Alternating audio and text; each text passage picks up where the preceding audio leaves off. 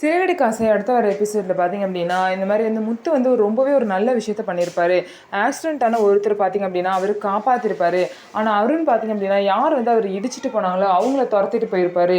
இதனால வந்து முத்து ரொம்பவே ஃபேமஸ் ஆயிடுவார். முத்து பண்ண விஷயம் தான் நல்ல விஷயம், அந்த போலீஸ் பண்ண விஷயம் கொஞ்சம் கூட நல்லா இல்லை அப்படின்னு சொல்லிட்டு அருண் வந்து சஸ்பெண்ட் பண்ணிடுவாங்க. இதனால ரொம்பவே கோவமான சீதா பார்த்தீங்க அப்படின்னா இது எல்லாத்துக்கும் மாமா தான் காரணம் அப்படின்னு சொல்லிட்டு வந்து மீனா கிட்ட சண்டை போடுவாங்க. அவர் மேலே தப்பு இருந்தால் நானே அதை சுட்டி காட்டுவேன், ஆனால் இந்த விஷயத்தில் அவர் மேலே தப்பே இல்லை அப்படின்னு சொல்லிட்டு மீனா வந்து சீதா கிட்ட சொல்லுவாங்க. ஆனால் சீதா வந்து பார்த்தீங்கன்னா அதெல்லாம் முடியாது, மாமா வந்து அவர்கிட்ட மன்னிப்பு கேட்கணும், அப்போ தான் அவரோட கோபம் குறையும்னு சொல்லிட்டு புரிஞ்சுக்காம பேசுவாங்க.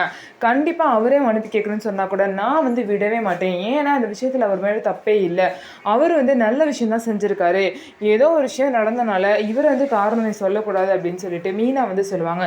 இருந்தாலும் சீதா புரிஞ்சுக்காம மாமா மட்டும் இப்போ மன்னிப்பு கேட்கல அப்படின்னா நான் கூட பேசவே மாட்டேன் அப்படின்னு சொல்லிட்டு அங்கேருந்து கிளம்பி போயிடுவாங்க. ஸோ சீதா செஞ்சதை பார்த்தீங்க அப்படின்னா கொஞ்சம் கூட சரியே இல்லை. சீதா எப்போ வந்து புரிஞ்சுக்கிட்டு நம்ம மாமா பண்ணது சரிதான், அவங்க மேலே எந்த தப்பும் இல்லை அப்படின்னு புரிஞ்சுக்கிறாங்க அப்படின்னு சொல்லிட்டு வெயிட் பண்ணி பார்க்கலாம்.